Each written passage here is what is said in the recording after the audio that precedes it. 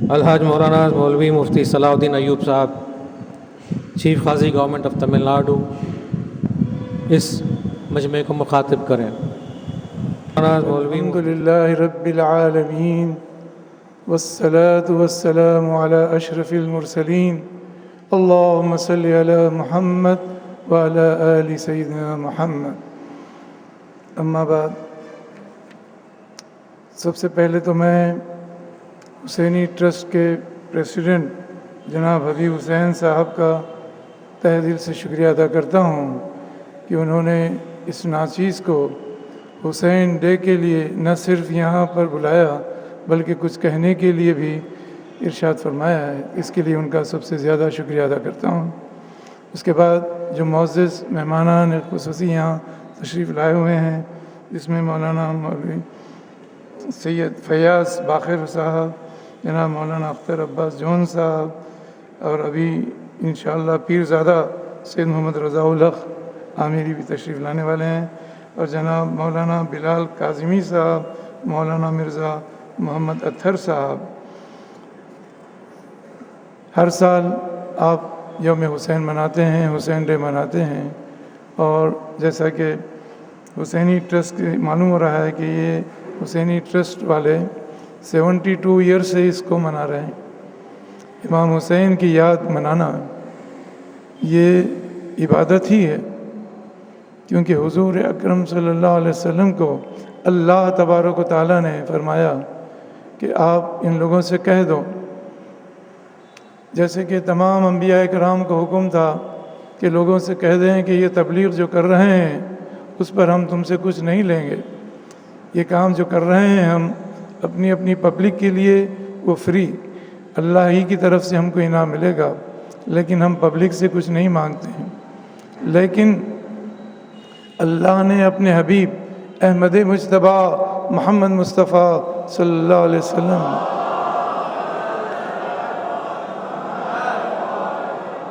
قرآن شریف میں ارشاد فرمایا حبیب پاک کو، قُلْ إِنِّي لَا أَسْأَلُكُمْ عَلَيْهِ أَجْرًا إِلَّا الْمَوَدَّةَ فِي الْقُرْبَى۔ دیکھیے اللہ تعالیٰ کیسے اپنے حبیب کو کہہ رہا ہے کہ آپ کہہ دو، سنا دو کہ میں تم سے کوئی چیز نہیں مانگتا، تم سے کسی چیریٹی کو نہیں مانگتا، ڈونیشن نہیں مانگتا، لیکن جو مانگتا ہوں وہ محبت مانگتا ہوں اپنے قرابت داروں میں، ان اہل بیت کے ساتھ۔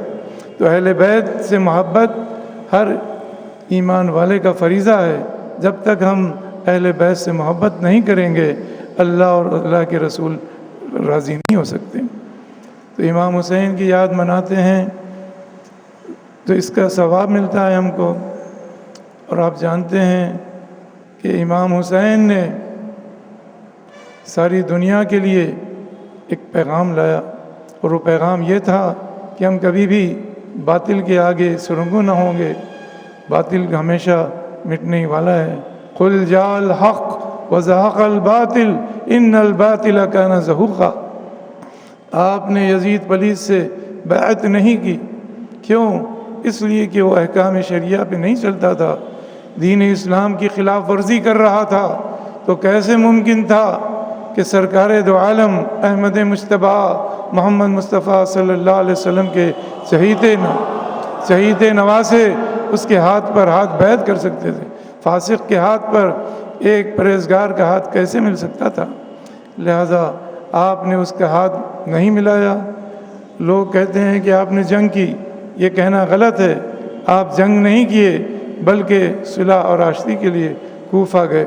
کوفے والوں نے آپ کو دعوت دے کر بلایا، 150 لیٹرز بھیجے، اور اس زمانے میں آپ غور کیجئے ٹیلی کمیونیکیشن کتنا مشکل تھا۔ آج ہر ایک کے جیب میں سیل فون ہے، سیل فونوں کے اندر کیا کیا نہیں ہے، واٹس ایپ بھی ہے، میسیجز بھی ہیں، سب ہیں، ٹویٹر بھی ہے، اور کیا ہے، سیلفی بھی آ گیا، کیا کیا چیزیں ہیں، تھوڑی ہی دیر میں کہاں سے کہاں خبر پہنچ جاتی ہے۔ لیکن 150 خطوط بھیج کر آپ کو کوفہ بلایا گیا، اور آپ کو مدینہ منورہ والوں نے، مکے والوں نے روکا کہ آپ مت جائیے، لیکن آپ نے کہا نہیں، مجھے اپنے نانا جان محمد مصطفیٰ صلی اللہ علیہ وسلم کا مشن پورا کرنے کے لیے مجھے جانا ہے۔ بہت سے لوگوں نے کہا کہ آپ کوفہ مت جائیے، وہاں کے لوگوں نے آپ کے والد بزرگوار سیدنا اسد اللہ الغالب مظہر العجائب والغرائب امام المشارق والمغارب نے حضرت علی کو بھی دھوکہ دیا تھا کوفے والوں نے۔ الکوفی لا یوفیق بھی مثل مشہور ہے کہ کوفے والے اپنا وعدہ وفا نہیں کرتے، آپ کے ساتھ بھی یہی غدر کریں گے، آپ مت جائیے، لیکن آپ نے اپنا مصمم ارادہ کر لیا اور پھر چلے۔ آنے کے بعد کے واقعات طویل ہیں، آپ ان بزرگ حضرات سے علماء کرام سے سنیں گے۔ مختصراً یہ کہ اس میں مجھے 10 منٹ ہی ملے ہیں، اب 10 منٹ میں 15 منٹ چلے جائیں گے، تو شروع میں کہے کہ اس کا انتظار ہونا ہے۔ میں نے کہا کہ جو صاحب ہیں ان کو ذرا بڑھ کے ٹائم دے دیجئے، کوئی بھی نہیں جائے گا، یہیں بیٹھے گے۔ امام حسین کی مجلس میں آنے والے بیٹھے ہی رہیں گے، انتظار کرتے ہوئے بیٹھیں گے، جائیں گے نہیں۔ خیر، تو امام حسین نے اپنا ہاتھ نہیں دیا بلکہ اپنا سر دے دیا، سر کٹوا دیا۔ کتنے افسوس کا مقام تھا کہ امام کے شہید ہونے سے پہلے پیاس سے تڑپ رہے تھے، اپنے معصوم بچے علی اصغر کے لیے ایک چلو پانی کے لیے دریائے فرات پہنچ رہے ہیں، لیکن شقیوں نے اس معصوم بچے علی اصغر کو ایسا تیر چلایا کہ ان کا سینہ چھلنی ہو جاتا ہے اور حضرت امام حسین کے بازو سے یہ تیر نکل جاتا ہے۔ اس وقت آپ جانتے حر نے آپ کا راستہ روک دیا، لیکن جب آپ کو پتہ چلا حر کو کہ انہوں نے غلطی کی ہے تو انہوں نے کیا کیا، امام حسین کے پاس آ کر مل گئے اور کہنے لگا کہ میں پتہ نہیں میرا گناہ معاف ہوگا یا نہیں ہوگا، لیکن میں اب آپ کے پاس آیا ہوں اور آپ کی جانب سے میں مقابلہ کروں گا۔ اور اس سے پہلے انہوں نے کہا ان لوگوں سے جو آپ پہ پانی روکے ہوئے تھے، کہنے لگے دیکھو اس دریائے فرات پر سب کوئی پانی پی رہے ہیں، مسلم غیر قوم کے سبھی پانی پی رہے ہیں، حتیٰ کہ جانور کتا اور سور جیسے نجس کو بھی پانی مل رہا ہے، لیکن امام حسین کو پانی سے تڑپایا جا رہا ہے۔ جانتے ہو یہ کون ہو؟ یہ کون ہیں؟ یہ تو وہ ہیں جنہوں نے حضور اکرم صلی اللہ علیہ وسلم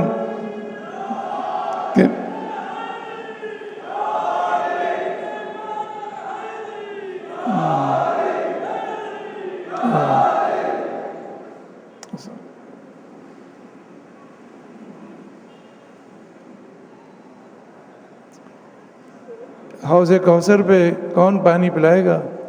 یہی حضرت علی ہوں گے، ان کے بیٹے ہوں گے دونوں حسن حسین، وہی تو پانی پلائیں گے۔ اور ان بدبختوں کو دنیا ہی میں اللہ نے جو عذاب دے دیا۔ اس شخص کا جس نے آپ پہ پانی روکا تھا، اس کا پیٹ پھول کر کتنا پانی پلائے اس کو کافی نہیں ہو رہا تھا، اور اس کا پیٹ پھول کر وہیں مر جاتا ہے۔ واقعات بہت ہیں، لیکن حضرت امام حسین نے مرتے مرتے بھی اسلام کو پھیلایا۔ آپ کہیں گے کیسے؟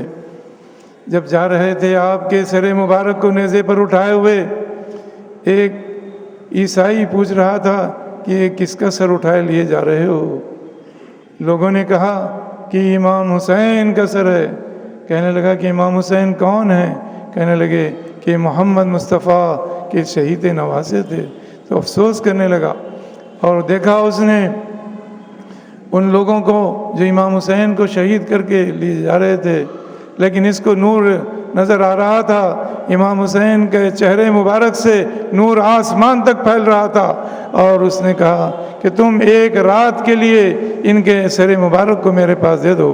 سر مبارک کو رات بھر اپنے پاس رکھا۔ کیسے رکھا؟ سر مبارک کو غسل دیا پانی سے اور تمام خوشبوئیں لگا کر رات بھر اپنے زانوں پر رکھ کر بیٹھ گیا اور دیکھ رہا تھا کہ نیچے سے اوپر تک نور ہی نور برس رہا ہے حضرت امام حسین کے چہرے اقدس سے۔ تو پھر کہہ دیا آخری میں اشہد ان لا الہ الا اللہ و اشہد ان محمد رسول اللہ، ایمان لا لیا۔ آپ کے سر مبارک نے بھی لوگوں کو ہی مسلمان کر دیا، اور لے جا رہے تھے گلیوں میں نیزے سے اوپر اٹھا کر، تو اس سر مبارک سے آواز آئی کہ جس طریقے سے اصحاب کہف کا قرآن شریف میں اس کا ذکر ہوتا ہے کہ ان اصحاب الکہف کانوا من آیاتنا عجبا، کیا تم اس بات کا گمان کرتے ہو کہ اصحاب کہف کا قصہ کتنا تعجب خیز ہے، کتنا اسٹرینج ہے؟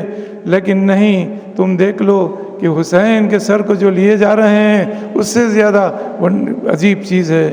یہ سنتے تھے لوگ، آواز آ رہی تھی سر مبارک سے، اور پھر حضرت خواجہ معین الدین چشتی سلطان الہند نے کہہ دیا تھا، حسین شاہ حسین بادشاہ حسین دین اس حسین دین پناس حسین سرداد نداد دست در دست یزید حقا کے بنا الہ الہ حسین است۔